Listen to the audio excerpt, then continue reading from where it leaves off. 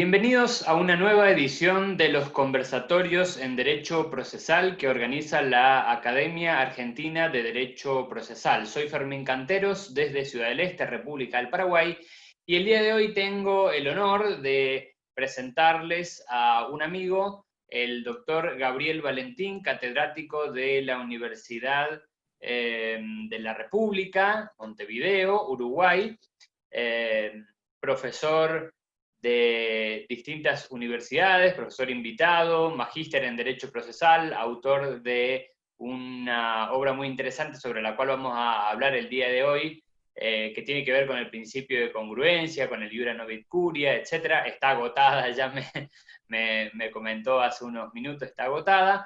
Y es un catedrático muy reconocido a nivel internacional. Además, es un gran amigo, así que tengo el placer de charlar con él. Gabriel Valentín, bienvenido y gracias por aceptar este conversatorio conmigo. Bueno, gracias Fermín a ti por la invitación, a la academia también por esta invitación para participar en estos conversatorios, que me parece una forma muy interesante de discutir, intercambiar ideas. Te agradezco también la generosa presentación, que hay que atribuirla solamente al afecto. Así que muchas gracias y bueno.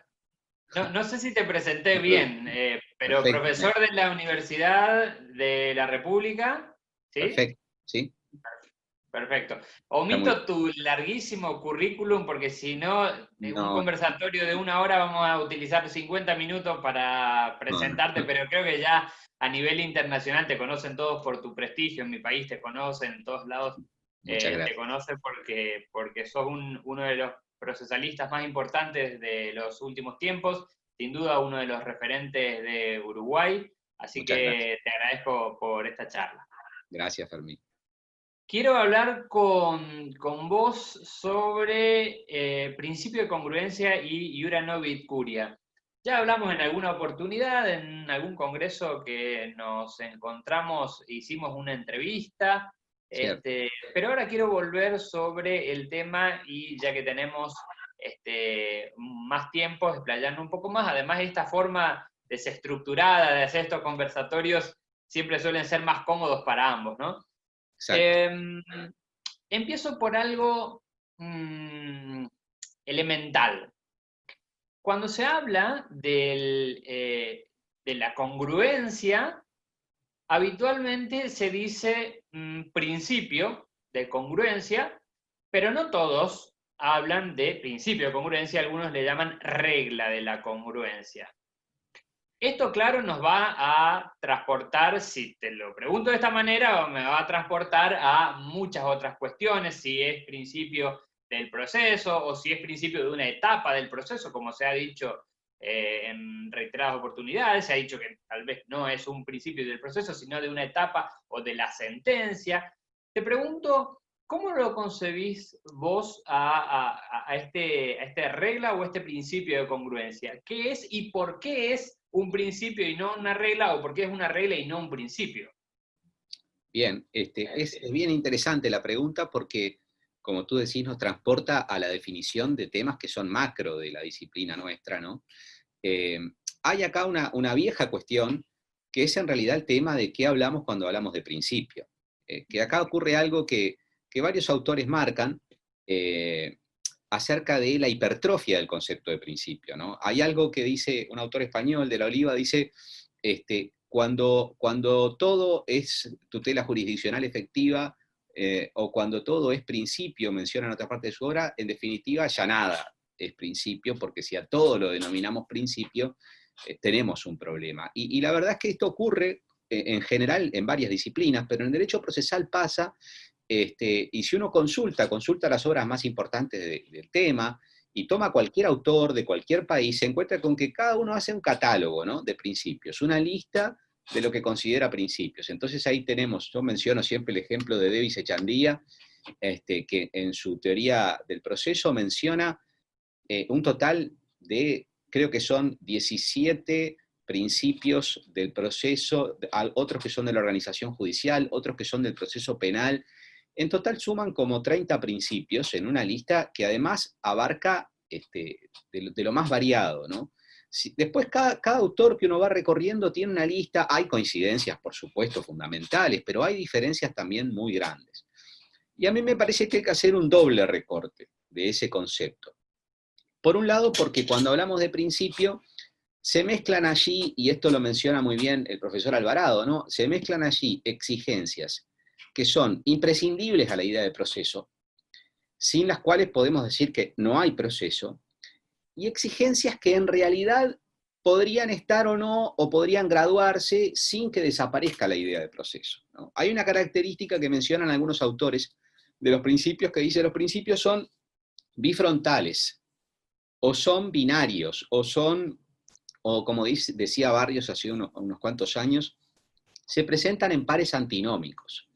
Entonces el legislador elige en qué medida, en qué grado pondera la aplicación de uno u otro de esos principios que se presentan en pares antinómicos. En realidad, los verdaderos principios, aquellos que son imprescindibles a la idea de proceso, no se presentan en pares, sino que son únicos, son unitarios, no tienen un opuesto. A ver, si nosotros decimos, frente a la exigencia de imparcialidad del tribunal, podemos pensar que del lado opuesto hay una exigencia de la parcialidad del tribunal y que el legislador puede elegir entre un tribunal imparcial y un tribunal parcial, o graduar y decir, bueno, no importa, esto puede existir o no, en algunos casos sí, en otros no, en algunos tipos de procesos sí, en otros no. No, claramente acá el legislador, en todo caso, cuando estamos hablando de un supuesto de estos en que la exigencia es unívoca, como la imparcialidad, como la igualdad de partes, por ejemplo, bueno, evidentemente el legislador no tiene opción en cuanto a consagrar o no consagrar el principio, ¿no? Cuando reglamenta, cuando diseña, siguiendo el mandato constitucional, diseña un proceso, tiene que respetar esa idea. A lo sumo, el legislador lo que puede hacer es graduar el modo de aplicación del principio. Entonces, por ejemplo, cuando regula las herramientas para tutelar la imparcialidad, podrá decir, bueno, las formas de proteger este principio adecuadamente son la excusación, la recusación en qué periodo se puede plantear, etcétera, y puede establecer momentos, y puede establecer oportunidades y requisitos para plantearla, pero no puede dejar de consagrar esos mecanismos que sirven, que aseguran el cumplimiento, ¿no? Ahora, hay otras exigencias que sí se presentan en pares.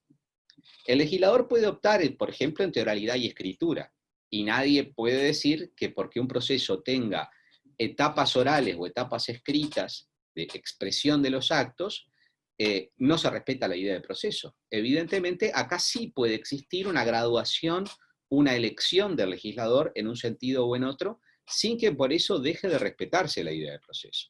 Entonces, podemos poner, por supuesto, muchos ejemplos más, pero acá hay un primer recorte muy importante a hacer: distinguir entre aquellas exigencias que son imprescindibles a la idea de proceso, a eso prefiero llamarlo principios, y exigencias que no son imprescindibles y en las cuales el legislador tiene sí un margen de opción.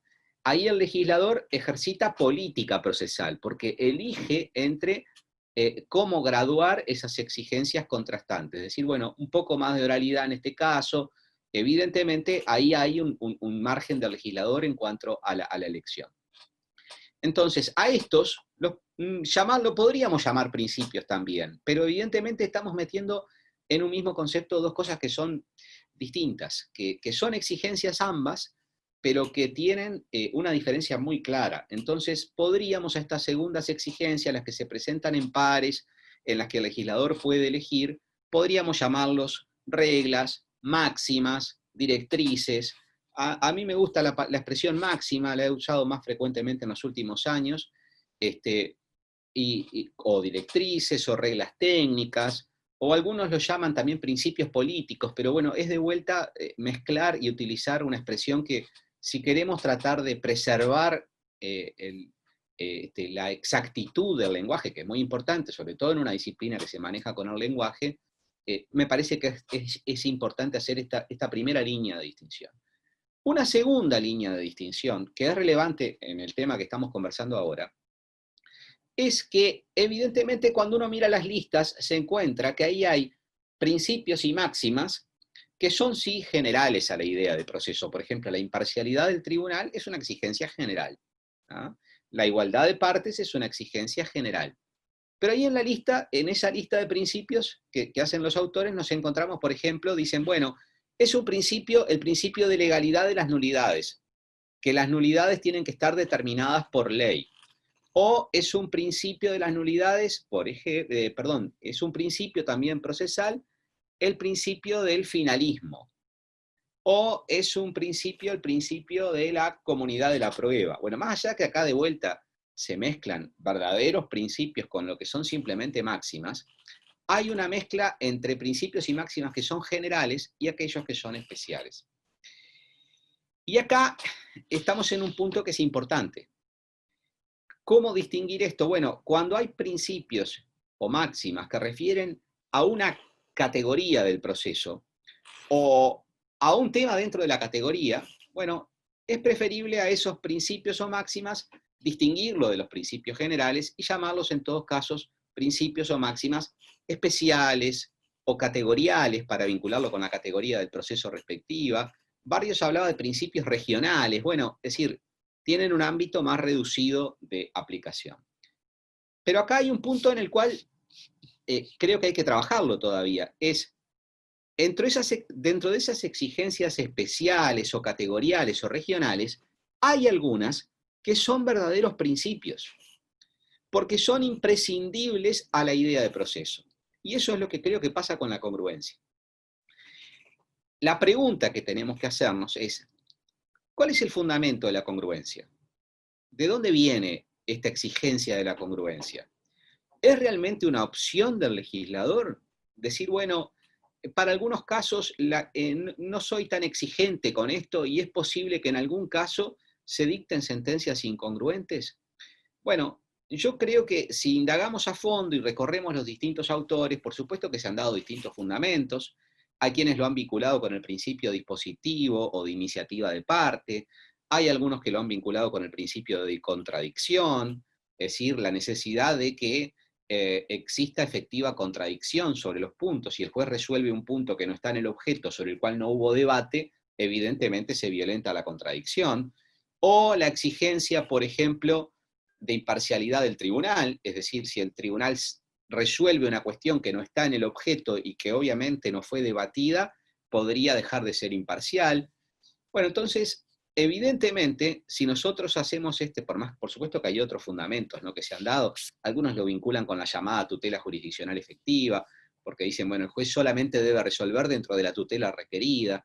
Bueno, no quiero ahora profundizar, porque evidentemente es un tema que nos llevaría a discusión de otros puntos, pero claramente, si pensamos que para fundamentar la congruencia estamos mencionando el principio o sistema, para algunos dispositivo, es decir, la iniciativa, la necesidad de que siempre exista iniciativa de partes y que los temas a resolver lo planteen las partes, es decir, el objeto del proceso, la cuestión que el tribunal debe resolver, lo tienen que proponer las partes. Si lo vinculamos con la contradicción, lo vinculamos con la imparcialidad, es evidente que esta exigencia es una derivación directa de los principios que hacen a la idea de proceso.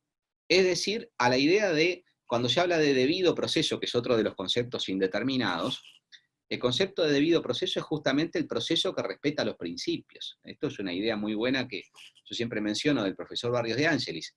La idea de debido proceso es, el debido proceso es el proceso que respeta los principios, es decir, aquella idea de proceso según Constitución. Entonces, si la congruencia deriva de esos principios que conforman la idea de proceso, la congruencia es un principio del proceso, pero no es un principio general, es un principio de una categoría que es la de la actividad de sentenciar, es decir, una función procesal típica que se llama función procesal o actividad procesal de sentenciar. Y a mí me parece que esto es muy importante porque nos revela la verdadera dimensión e importancia de la congruencia. Es decir, identificarlo como principio, como un verdadero principio, aunque no general, como un principio especial o categorial, es muy importante porque nos permite explicar por qué no podemos salirnos de este principio. ¿Ah? ¿Por qué todas las sentencias tienen que ser congruentes? Después, en todo caso, podemos discutir, obviamente, un poco más sobre esto. ¿Tenés el audio, Fermín? El audio. Ah, perdón, perdón. No, te decía, te escuchaba con atención por lo siguiente. Si decimos, ok, la congruencia no es un principio del proceso, sino de, claro, no es un principio general, es un principio de un sector del proceso, regional, como mencionabas, ¿no? Cuando hablamos de los principios generales, decimos, bueno, sin estos principios no hay proceso. O sea, sin igualdad de los parciales no hay proceso. Sin imparcialidad del juzgador no hay proceso. O sea, si no se da uno de los principios, no hay proceso. Decimos también en los casos de los principios especiales que si no se da el principio, no existe esa etapa del proceso. ¿Es posible decir eso? Por ejemplo, si no se da, si no se respeta el principio de congruencia, que es un principio especial, si no se respeta el principio de congruencia, ¿no hay sentencia? ¿Podemos decir eso? ¿Podemos llegar a esa conclusión? Podemos decir que en realidad el proceso todo no se desenvolvió de acuerdo a las reglas constitucionales, porque la idea de proceso requiere que todos sus principios generales y especiales se cumplan. Si no se cumple un principio especial, por supuesto que se ve afectada la sentencia en sí misma, la sentencia tiene una irregularidad y esa irregularidad significó incumplir una exigencia constitucional de lo que es la idea de sentencia según la Constitución, pero como no se respetó una parte de la idea, se afectó el todo, es decir, no hay tampoco un proceso que haya respetado la idea de proceso según la Constitución. Por eso es importante identificarlo como principio. Ojo, no solamente la congruencia en la actividad de sentenciar, hay principios en todas las categorías, es decir, la tarea que hay que acometer, y es una tarea muy interesante desde el punto de vista intelectual, es identificar, porque muchas veces se habla, o sea, esto no es un desarrollo novedoso, el hablar de principios en las categorías, sino en el total. La doctrina habla de principios de los actos, principios de las nulidades, principios de las pruebas, principios de los recursos. Bueno, ahí mezclan principios y máximas, pero hay algunos que sí son verdaderos principios en cuanto se vinculan o derivan de los principios generales del proceso.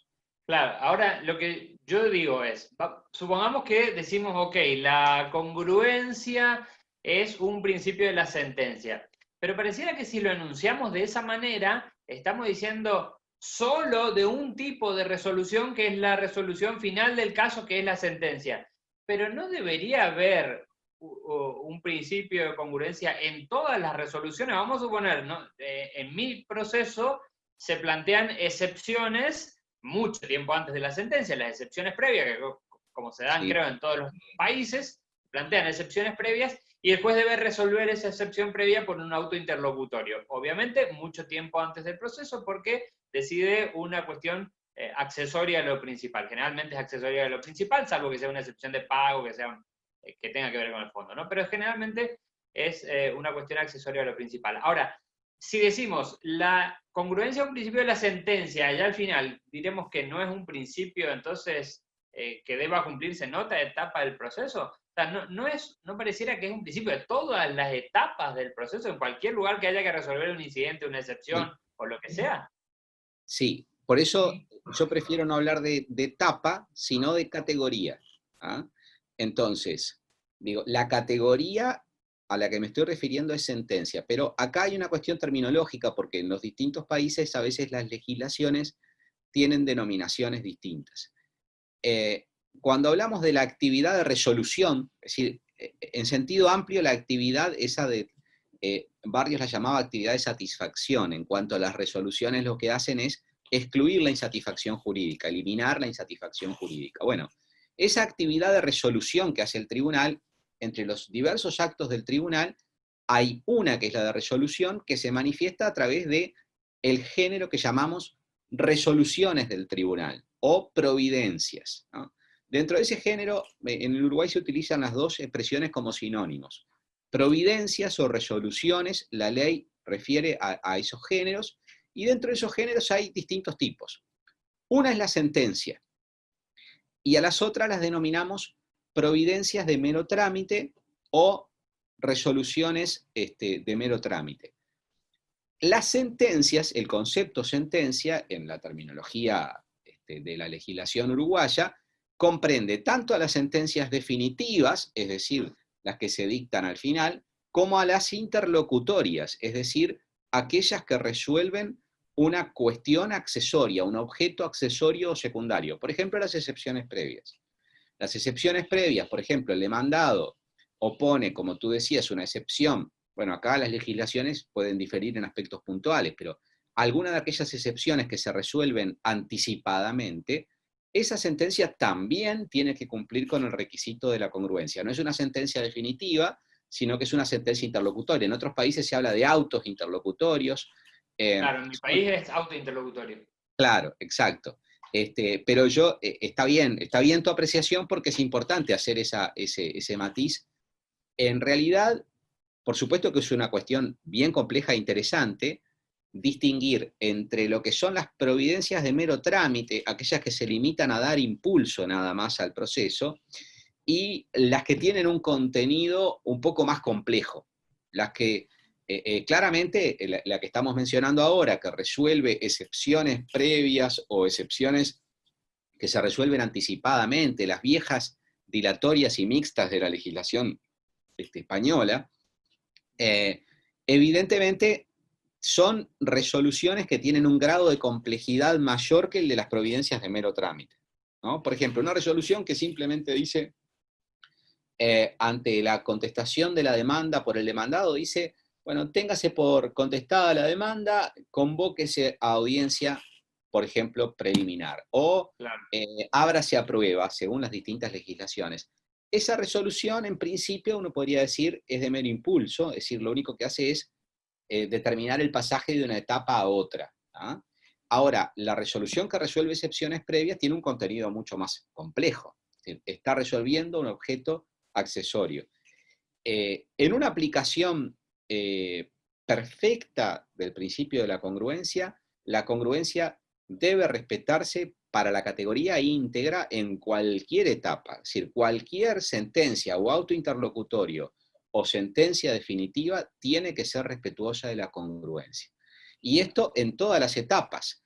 Las sentencias o autos interlocutorios de primera instancia, de segunda instancia, en las instancias ante órganos superiores, para los que tienen casación o recursos extraordinarios. En todas las etapas siempre la congruencia tiene que respetarse. Incluso hay una tendencia, muchas veces los órganos superiores tienden a ser más, claro, como son órganos que resuelven en último lugar, ¿no? Tienden a muchas veces a hacer una interpretación más flexible de esto. Y eso es lo más peligroso de todo, porque cuando los órganos superiores no respetan este principio o exigencia de la congruencia, muchas veces ya no quedan maneras, no quedan instrumentos para obtener la subsanación de esa irregularidad, porque si es el órgano que resuelve en última instancia, yo no tengo manera de atacar, por lo menos en el ámbito del sistema interno, porque me quedarán los mecanismos del sistema internacional. Pero en el ámbito del sistema interno no me quedan medios impugnativos para atacar esa sentencia irregular. Por eso es importante destacar la necesidad de respetarlo en todas las instancias. Por eso, entonces el concepto de categoría, cuando hablas de la categoría, te referís a la clase de resolución. Exacto. En nuestro país, las resoluciones son providencias, autos interlocutorios y sentencias definitivas. Entonces, la categoría sería la categoría de sentencias y la categoría de sentencias interlocutorias o autos interlocutorios. En esas Exacto. es que... Correcto. Exacto. Correcto. Es así. Correcto. Ahora, a veces uno dice, bueno, ve una resolución, cualquiera, ¿no? Y toma la resolución y dice, bueno, yo veo acá que este juez no respetó el principio de congruencia. Y el juez podría decir, oiga, no es que yo no respeté el principio de congruencia, es que yo entiendo por congruencia algo distinto a lo que entiende usted. El concepto de congruencia pareciera que no siempre ha sido pacífico, y hasta el día de hoy, que no todos ven lo mismo en la congruencia. Si el concepto de congruencia, si uno toma los distintos autores, cambia. Algunos dicen, bueno, la congruencia es la exacta correspondencia entre lo pretendido y lo resistido, ¿sí? Otros dicen, sí, está bien eso, pero algo más. La congruencia es la exacta correspondencia entre lo pretendido, lo resistido y lo regularmente probado. Y otros dicen, no, la congruencia es lo pretendido, lo resistido, lo regularmente probado y lo sentenciado o lo resuelto en definitiva. Pero creo que esta idea de congruencia no es la que a vos te parece más correcta. ¿Cómo definirías el principio de congruencia?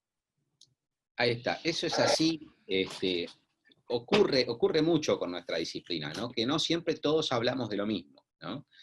Cuando utilizamos una categoría, un concepto determinado, tenemos muchas dificultades porque cuesta ponernos de acuerdo, y acá se genera un problema, que estamos utilizando la misma palabra para muchas cosas, y este es un problema que tenemos en general en el lenguaje jurídico en todas las disciplinas, ¿no?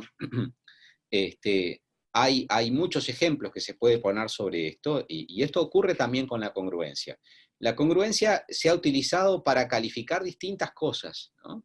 E incluso hay una distinción ahí entre lo que llaman congruencia interna y congruencia externa, ¿no? Entonces, se utiliza la expresión congruencia interna para referirse a la, para decirlo resumidamente, coherencia interna de la sentencia. Es decir, se dice, bueno, cuando en la sentencia no hay una coherencia interna lógica entre la motivación y el fallo, ahí hay una incongruencia. Bueno, sí, hay una incongruencia en sentido amplio, en sentido del lenguaje natural, porque evidentemente hay una incoherencia interna, ¿no? La expresión incongruencia, una de sus acepciones es incoherencia. Entonces, sí, no hay una correspondencia o no hay una coherencia entre la parte dispositiva y el fallo. Pero si a eso lo llamamos congruencia, verdaderamente lo que tenemos que aclarar es que ese problema es un problema muy distinto al que me estoy refiriendo yo, al que pretendo referirme cuando hablo de congruencia. En realidad, ahí lo que ocurre es que hay una inconsistencia, una incoherencia lógica en el interior de la sentencia, que hace que tenga o bien un defecto muy grave de motivación, porque claramente el fallo puede haber sido correcto y la motivación incorrecta, o hay un problema en la decisión, es decir, la decisión no fue adoptada de acuerdo a las premisas, entre comillas, no quiero acá entrar en la discusión sobre el razonamiento lógico que se utiliza en la sentencia, entre la fundamentación y la decisión. Otros hablan también de incongruencia, de congruencia e incongruencia para referirse al problema que se presenta cuando hay, esto lo menciona por ejemplo el profesor Alvarado, ¿no? Cuando hay falsa mayoría o falta de mayoría. Bueno, eso también son problemas internos en la formación de la sentencia, que podemos denominarlo congruencia, pero tenemos que buscar consensos para tratar de identificar y darle un sentido unívoco a las palabras, porque si seguimos agregando acepciones, de vuelta, porque pensemos cuál es el único vínculo entre las dos calificaciones de congruencia que acabo de utilizar. Y bueno, el único vínculo es que hay una incoherencia, hay una falta de correspondencia, pero la verdad es que son dos fenómenos completamente distintos. En un caso hay una incoherencia lógica en la formación de la sentencia, y en el otro caso hay un problema que se incumplió un requisito de la sentencia, que es que la sentencia dictada por un órgano colegiado cumpla con las mayorías requeridas por la ley. ¿Ah? Entonces, claramente son dos cuestiones completamente diferentes. Llamar de la misma forma a dos cuestiones que son muy distintas, creo que es un problema. Y después, otros hablan de la incongruencia o congruencia externa. Dicen, bueno, la congruencia externa, y acá también hay como 3 o 4 explicaciones acerca de lo que es. Algunos dicen, bueno, la congruencia externa significa que las resoluciones que adopta un tribunal se tienen que corresponder con las que ese mismo tribunal dictó para otros casos.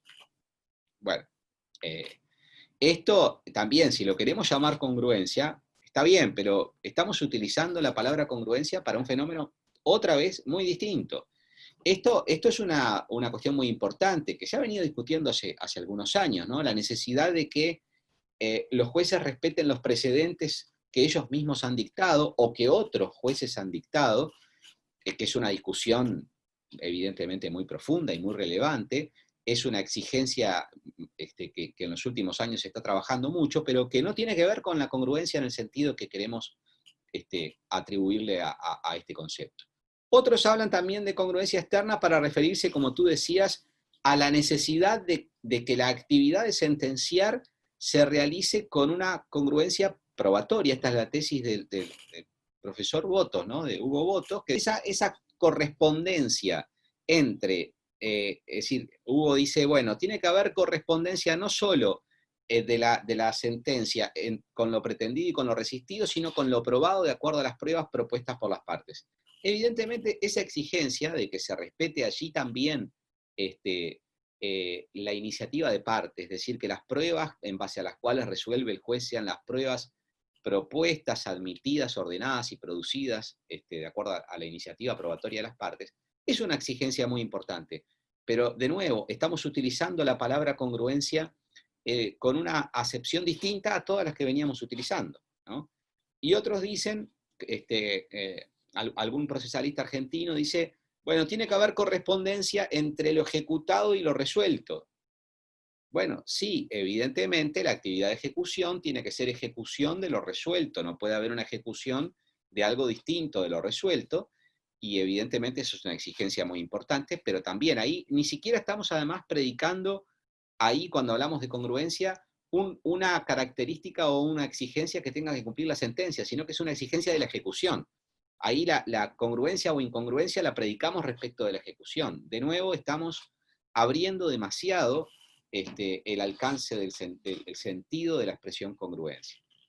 A mí me parece que la expresión congruencia tenemos que limitarla a aquella exigencia que determina sobre qué debe recaer la decisión del tribunal. Es decir, qué límites tiene al momento de resolver la cuestión que se le plantea. Y allí el problema que tenemos es que existen distintas formas. Los autores han llamado, a lo largo de la evolución del pensamiento procesal, han llamado a esa cuestión, por decirlo ahora en un sentido muy amplio, de distintas formas, ¿no? Y a mí me parece que hay una única expresión que es la que tiene más sentido específico y un sentido además que es el que se utiliza y que es adecuado al lenguaje, que es la expresión objeto del proceso. La expresión objeto, es verdad, tiene dos o tres acepciones, ¿no? Hay una expresión que habla del objeto del proceso, utiliza la acepción objeto en el sentido de finalidad u objetivo, ¿no? Por ejemplo, cuando algunos autores dicen el objeto del proceso es la sentencia, están utilizando la expresión objeto en el sentido de objetivo o finalidad.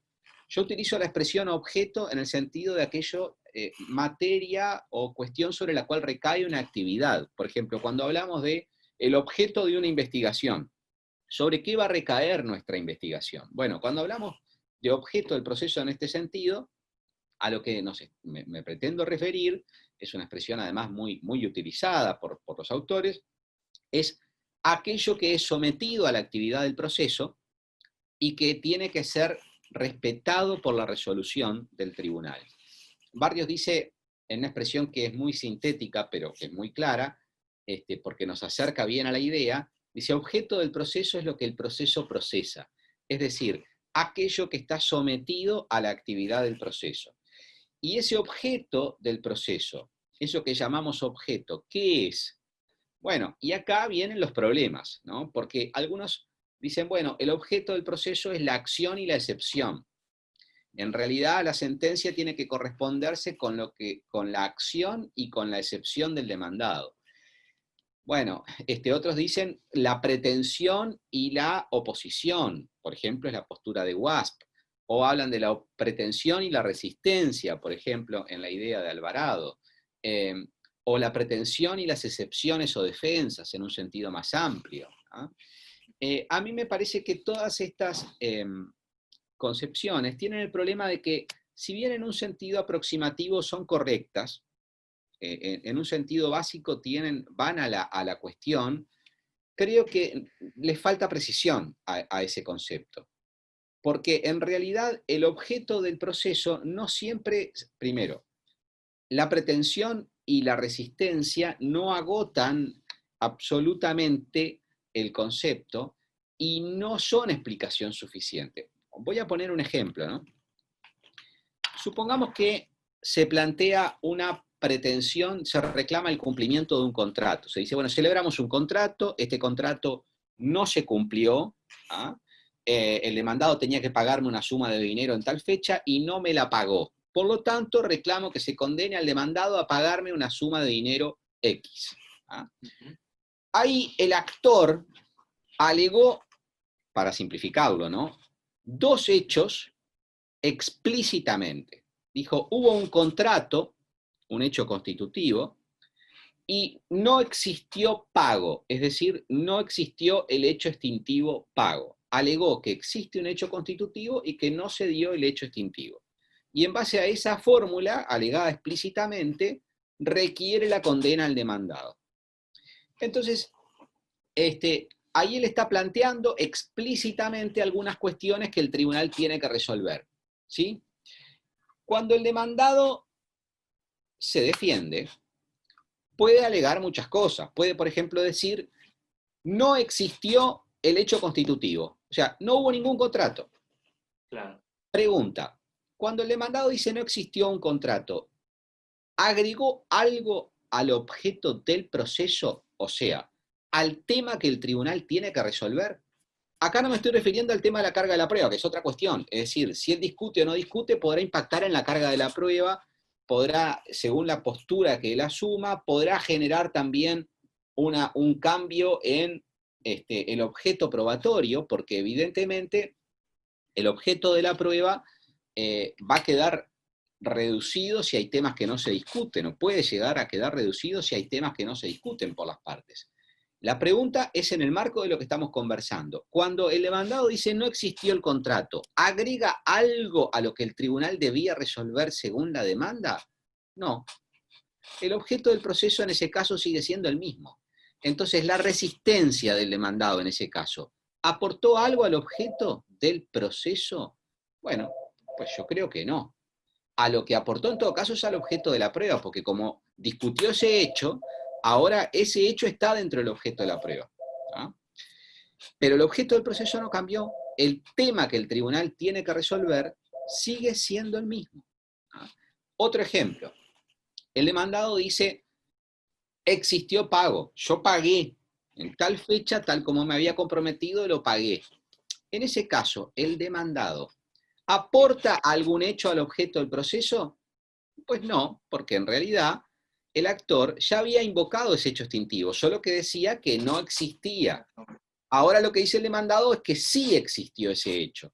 El tribunal tenía que resolver si había pago o no había pago, y cuando el demandado lo discute también sigue teniendo que resolver si hay pago o no hay pago. Lo que cambió es que hay contradicción sobre ese punto, y como hay contradicción sobre ese punto, ahí va a haber una cuestión acerca de que ese hecho necesita ser probado. Y lo que hay que determinar ahí es quién tendrá la necesidad de probar ese hecho. Pero ese es otro problema, no es un problema de la congruencia. Cuando estamos hablando acá del objeto del proceso, el tema que tiene que resolver el tribunal sigue siendo el mismo. Pero sigamos trabajando con ejemplos, porque ahí es que vamos advirtiendo realmente cuándo el demandado impacta en el objeto del proceso. Pregunta, y acá ya es una cuestión más discutida, ¿no? ¿Qué pasa si el demandado, al contestar la demanda, dice, en realidad operó remisión de la deuda? Porque el actor, yo me había obligado a pagar la suma de dinero, pero el actor me perdonó, hubo una remisión, se extinguió por el modo extintivo remisión. Pregunta, ¿el demandado en este caso aportó algo al objeto del proceso? Bueno, algunos podrían decir sí. Bueno, pues yo creo que no. ¿Por qué? Porque cuando el actor alega explícitamente que existió un contrato y que no existió pago, y requiere la condena, implícitamente también está alegando que la obligación no se extinguió por otras formas, porque si no, su requisitoria, su pedido de condena, no tendría sentido lógico razonable. Para que sea una requisitoria que sea sustentable, cuando yo alego la existencia del contrato y digo que no existió el pago, implícitamente tengo que estar suponiendo, tengo que estar pretendiendo que tampoco existieron otras formas de extinción de la obligación. Porque si no alegara implícitamente al menos esto, la requisitoria sería absurda. Entonces, cuando el demandado invoca la remisión, no está incorporando al objeto del proceso una cuestión que no estaba, porque está en el objeto del proceso, sino que lo que está planteando es una resistencia. Está diciendo, bueno, esta cuestión la pongo como una cuestión controvertida y por lo tanto habrá que determinar, habrá que probar si existió o no existió remisión y habrá que resolver quién tendrá la carga de probar esa cuestión. ¿Ah? Entonces no introduce algo distinto porque estaba implícito. Estaba implícito en el planteo del actor. Es decir, ese tema estaba ya en el objeto, porque si no, no podemos entender la actividad de pretender. No Pero podemos entonces, desde este punto de vista, ¿no tendríamos que decir entonces que el objeto del proceso solamente va a variar cuando el demandado reconviene? No. Está muy bien la pregunta, ¿no? Porque nos lleva al centro del problema. Hay un aporte muy interesante que hace Chiovenda en su... yo ahora no me acuerdo si es en principios o en instituciones o en las dos, ¿no? Tendría que volver a revisarlo. Pero hay un aporte que hace Chiovenda, claro, él utilizaba la expresión acción, ¿no? En vez de pretensión, él hablaba de acción.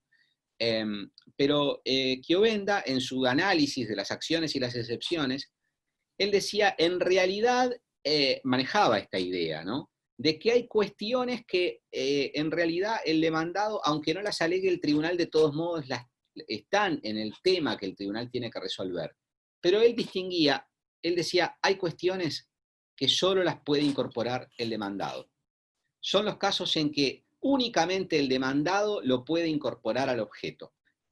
Pongo un ejemplo que es bastante común en todas las legislaciones. La excepción de prescripción es una cuestión que solo puede estar en el objeto del proceso si el demandado la incorpora. ¿Ah?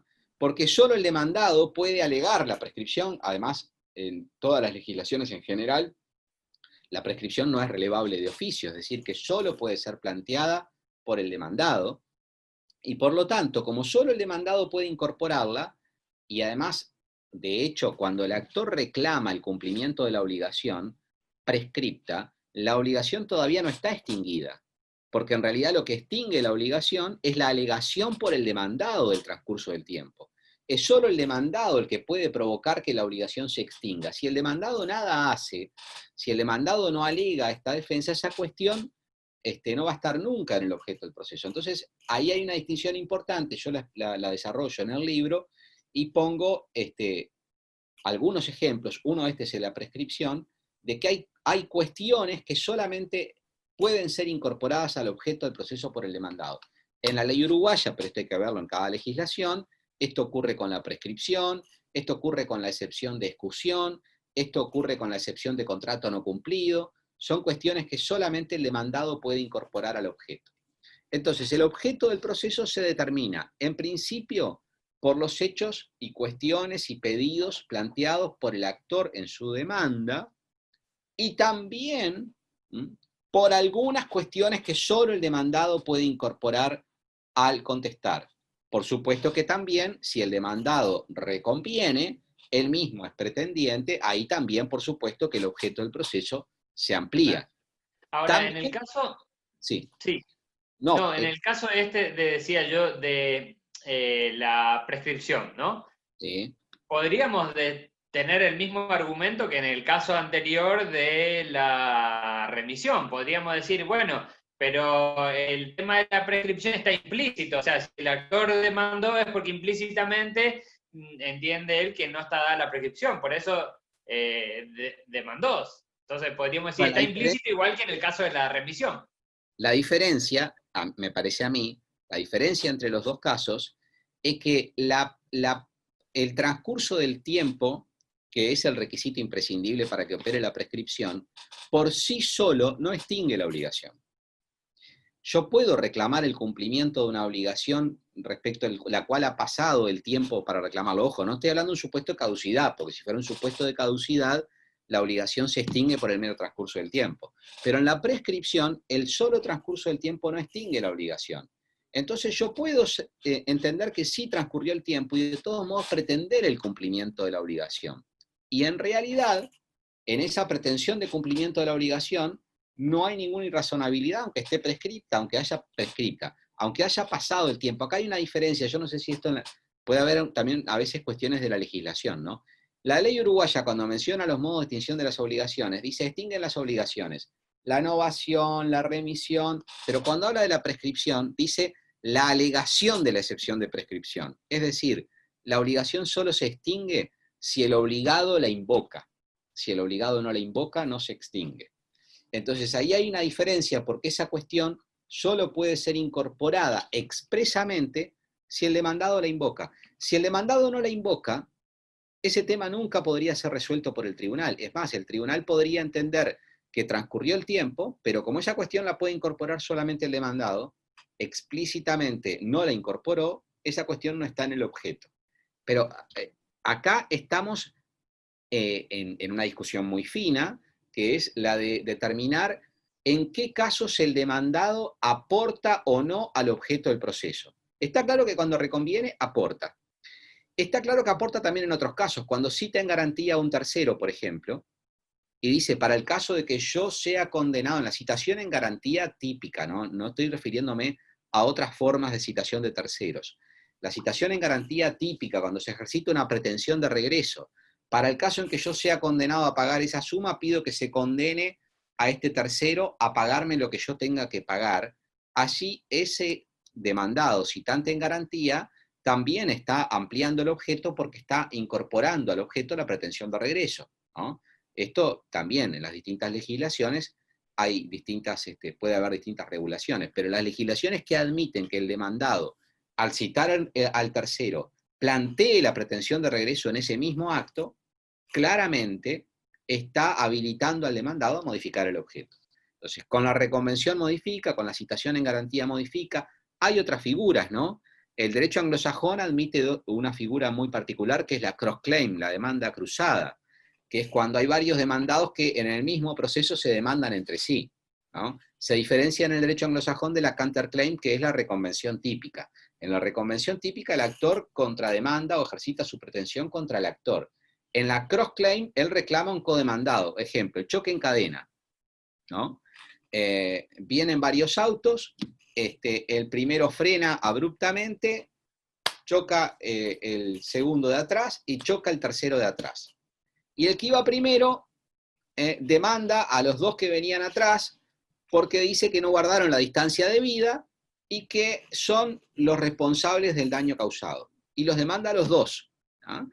Y resulta que el que iba en el medio no solo se defiende diciendo que él no fue el responsable porque él guardaba la distancia debida, sino que el culpable es el que venía atrás de él.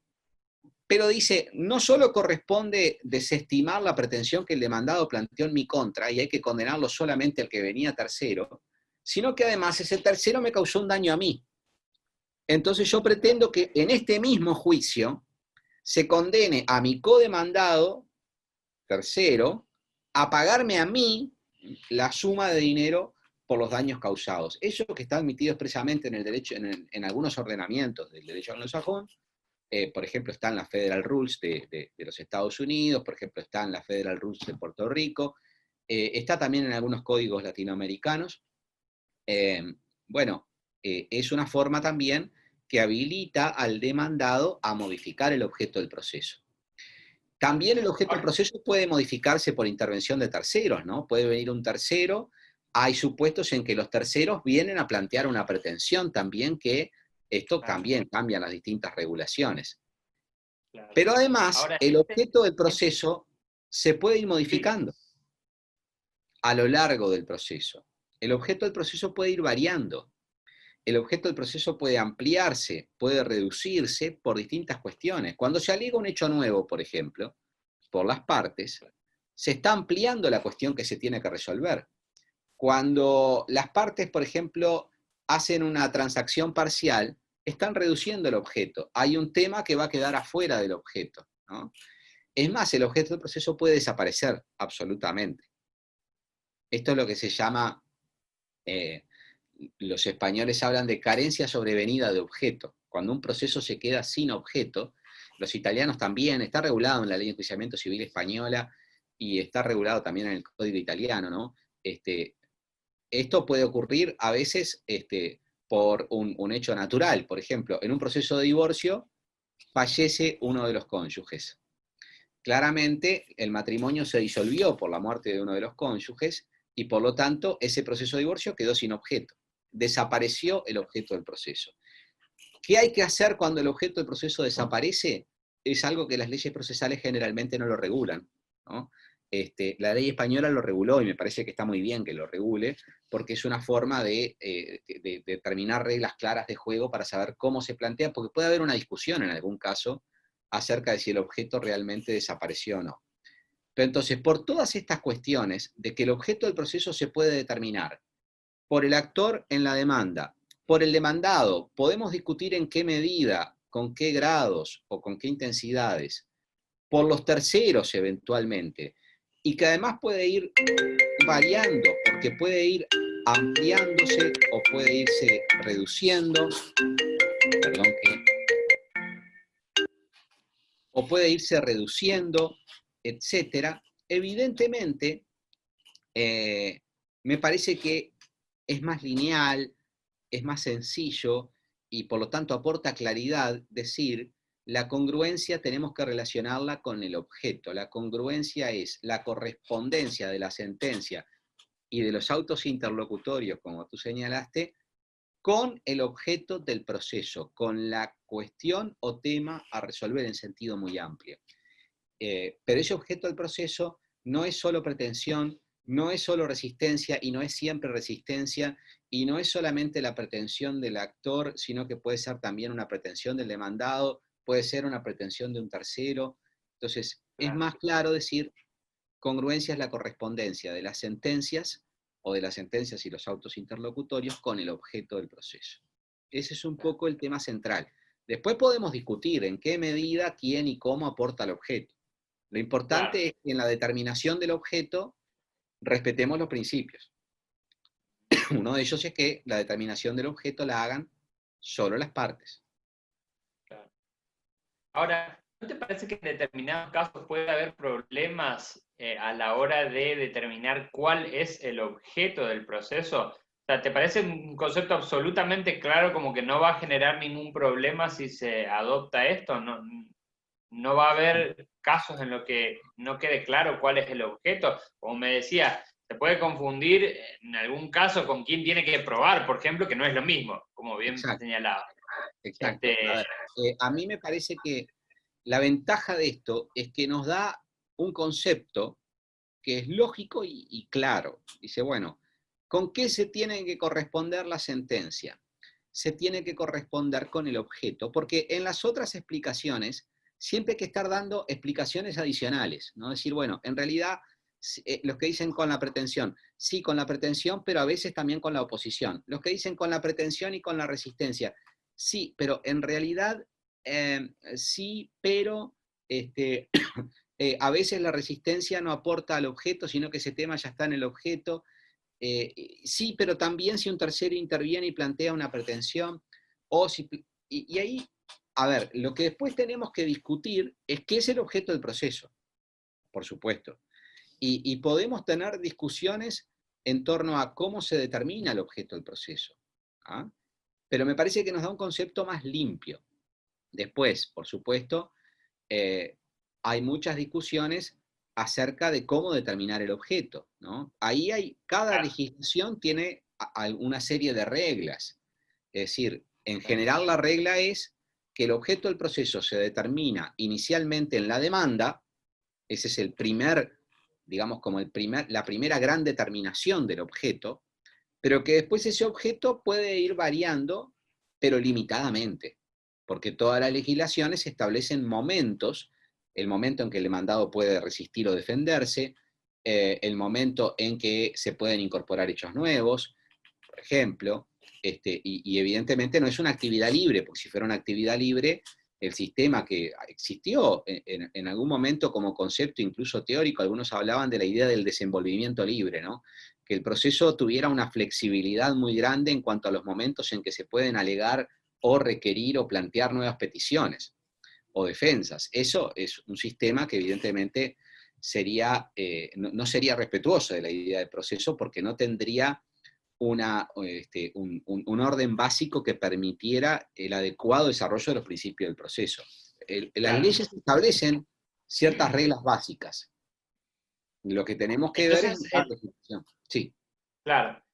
Entonces, al objeto del proceso lo definiríamos como aquello sobre lo que versa el proceso.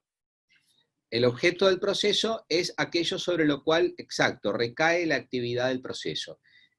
Ojo, el objeto del proceso no solo, por supuesto, no solo es importante para la actividad de resolver o sentenciar, es importante también para la actividad probatoria, por ejemplo, porque Ahí va. evidentemente el objeto del proceso le pone un límite a la actividad probatoria.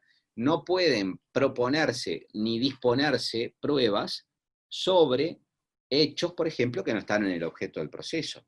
También la actividad impugnativa, evidentemente, es decir, por eso hay una idea muy importante, que también la menciona en Uruguay Barrios de Ángelis, que es el objeto del proceso determina a todas las categorías del proceso. ¿Ah? Esto es lo que él llama ley genética. El objeto del proceso determina todas las categorías. Es la base sobre la cual todas las categorías procesales actúan sobre el objeto del proceso, pero a su vez el objeto determina todas las categorías. Es el límite de todas las categorías, ¿no? Para decirlo simplificadamente. Claro. Pero en cuanto a la actividad de sentenciar, el objeto del proceso es el que le marca el límite al tribunal. Increíblemente se nos ha pasado una hora y para mí es como que recién estoy empezando. Tengo 1.000 millones de cuestiones que me gustaría plantearte, pero se nos ha ido ya una hora. Creo que nos queda mucho en el tintero. Me gustaría ponerte casos, me gustaría preguntarte qué pasa, por ejemplo, cuando demando reivindicación y el demandado me dice, me alega el derecho de retención y me dice, yo estoy acá poseyendo, devolverme los gastos de conservación. Bueno, miles de supuestos, ¿no? Y también nos queda en el tintero el tema que también se puede hablar muchísimo, creo, que es el del Iura Novit Curia. Brevemente, en 5 minutos para no dejarlo afuera al tema, y me gustaría, si me aceptás en otro momento, hacer otro conversatorio, claro, pero ya para hablar solo del Iura Novit Curia. Con mucho gusto. Porque está muy relacionado con esto. Tal cual, ¿no? Totalmente, sí, sí. ¿Cómo lo entendés al Iura Novit Curia? A ver, a mí me parece que el Iura Novit Curia es un tema también en el que hay que trabajar por el lado de los fundamentos, ¿no? Es decir, la explicación del porqué del Iura Novit Curia, que es una pregunta que en general no se hace. El Iura Novit Curia, increíblemente, ¿no? Casi todas las legislaciones procesales, yo hice en su momento, cuando trabajé en mi tesis, hice una búsqueda acotada, por supuesto, de varios sistemas comparados, y la verdad es que en pocos ordenamientos encontré una consagración explícita y clara del Iura Novit Curia. Claro, El Iura en la Novit Curia mía siempre... no hay.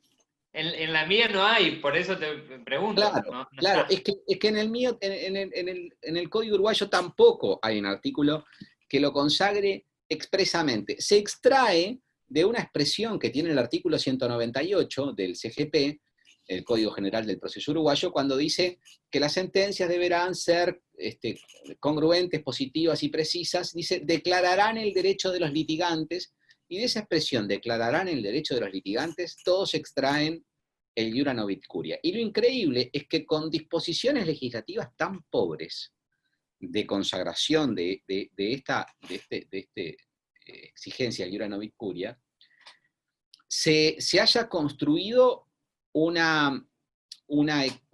instituto que le da un poder muy importante al tribunal, y a veces con límites, o a veces justamente sin límites, ¿no? Entonces, de disposiciones muy pobres se ha extraído una potestad muy fuerte, ¿no? Entonces, a mí me parece que lo primero que hay que hacer cuando hablamos de iura novit curia es trabajar en el fundamento, el por qué. Porque hay una explicación que a mí no me parece satisfactoria a la idea de proceso, que lo fundamenta en la idea de autoridad. Dice, bueno, hay un principio de autoridad, y bueno, como derivación de ese principio de autoridad, los tribunales pueden y deben aplicar el derecho positivo que corresponda al caso, aunque las partes no hayan invocado esa disposición concreta del ordenamiento jurídico, aunque no haya existido debate acerca de esa cuestión, el tribunal tiene el deber de incorporarla y resolver en base a la norma de derecho, a la regla de derecho que él cree aplicable al caso, ¿no? A mí me parece que el fundamento es otro, ¿no? Los fundamentos pueden ser varios, pero hay 2 o 3 fundamentos que son como más ajustados a la idea de proceso. Una es la sumisión del juez al derecho, ¿no? El juez está sometido al derecho y por lo tanto debería en principio resolver el caso aplicando las reglas que corresponden al caso. Otra cuestión es también la igualdad en la aplicación de la ley, es decir, que a todos se les aplique en forma igual las reglas de un determinado ordenamiento. Eso evidentemente es un fundamento que es razonable y que es más respetuoso de una idea republicana, es decir, una idea de proceso insertado en un Estado de Derecho. Ahora, lo que hay que trabajar mucho es cuáles son los límites de esa posibilidad.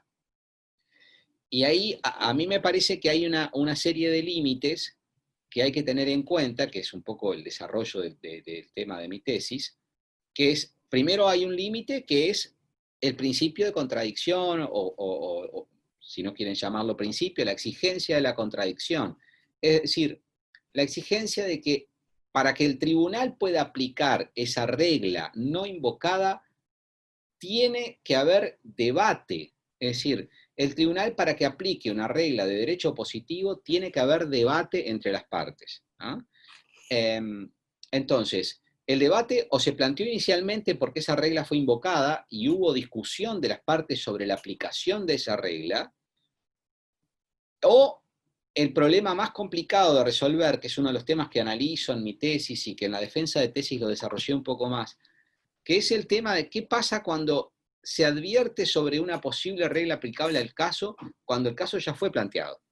Algunos ordenamientos ahí lo que habilitan es, bueno, que el juez, por ejemplo, en la audiencia preliminar o en otro momento, diga, bueno, hay otra posible regla aplicable al caso que es esta. Discutan sobre esta regla y les plantea a las partes que debatan. En ese caso uno podría decir se respetó esta idea de contradicción porque hubo debate efectivo, ¿ah? El problema es que el juez que invoca una posible regla aplicable al caso e invita a las partes a debatir, posiblemente haya perdido su rol de tercero imparcial. Claro, a eso voy. Entonces, para salvaguardar una exigencia muy importante a la idea de proceso, se vulnera otra, ¿ah? Uno podría decir, bueno, el ordenamiento podría solucionar esto diciendo, ese juez que advierte que hay una regla aplicable al caso, que podría incidir, los invita a debatir, pero ese juez queda automáticamente impedido. Y que pase a otro juez que no estuvo involucrado en el tema. Esto tiene otros trastornos, evidentemente. Hay un problema de organización judicial, de economías, que también inciden en la organización de un sistema, ¿no? Pero este es uno de los problemas más difíciles de resolver. Hay ordenamientos que justamente preservan la primera parte. Dicen, bueno, esto está, por ejemplo, ordenamiento código italiano, código francés, la ZPO alemana, habilitan, dicen, bueno, el juez puede habilitar el debate sobre reglas para terminar resolviendo posteriormente sobre esas reglas inicialmente no invocadas. Se preserva la posibilidad de debate, pero se afecta la imparcialidad, claramente, ¿ah? Con ese tipo de soluciones. Esto es parecido, y lo vinculo con otro tema, con la cuestión que se plantea acerca de las llamadas cargas probatorias dinámicas, ¿no? yo tengo, bueno, en mi país he discutido desde hace muchos años, desde un trabajo, un libro publicado en el año 99, e increíblemente hace ya 21 años, sobre esta cuestión de la carga dinámica, objetando la carga dinámica que en aquel momento estaba arrancando, discutiéndola y señalando por qué se vulneraban principios constitucionales en ese caso. Algunos ordenamientos habilitaron a que el juez les diga a las partes cuáles son las reglas de la carga de la prueba para ese caso concreto en la audiencia preliminar. Bueno, esta que es una forma que se ha buscado para solucionar una de las objeciones más fuertes a la carga dinámica, que es que impide que haya que se ejercite adecuadamente el derecho de defensa, porque si a mí me cambian las reglas de la carga de la prueba predeterminadas, se está afectando el derecho de defensa, soluciona ese problema, pero genera otros, ¿no? Bueno, esto es parecido, es un problema similar, muchos ordenamientos lo prevén, los ordenamientos procesales penales también lo prevén, hay códigos procesales penales que entienden que, dicen que, bueno, cuando el juez considera que la posible calificación jurídica del caso, el tipo penal aplicable al caso es otro, lo anuncia en determinado momento y invita a las partes a debatir. Bueno, ese juez no puede ser el juez del caso. Claro, bueno, eso es lo que ocurre en mi legislación. El juez penal en el juicio oral advierte que hay una norma que podría aplicar, pero no te cambia en el tribunal, sigue siendo el mismo. Ahí está la objeción de la imparcialidad. O sea, ¿por qué el juez ya adelanta que tengan en cuenta que lo puedo condenar por este hecho? ¿No? Debería ser otro juez. Sí, sí, además de que afecta a otros problemas, afecta la teoría del caso que tiene el fiscal planteó un caso, la defensa planteó la defensa sobre la base de ese caso, pero bueno, hay varios ordenamientos procesales penales que consagran esta posibilidad. Gabriel Valentín, muchísimas gracias, se nos hizo muy corto y desde ya te comprometo para otra oportunidad seguir tocando el tema del Libra Nova Curia. Muchas gracias por Quedo esta conversación. comprometido. Encantado, muchas gracias. Abrazo grande. Abrazo.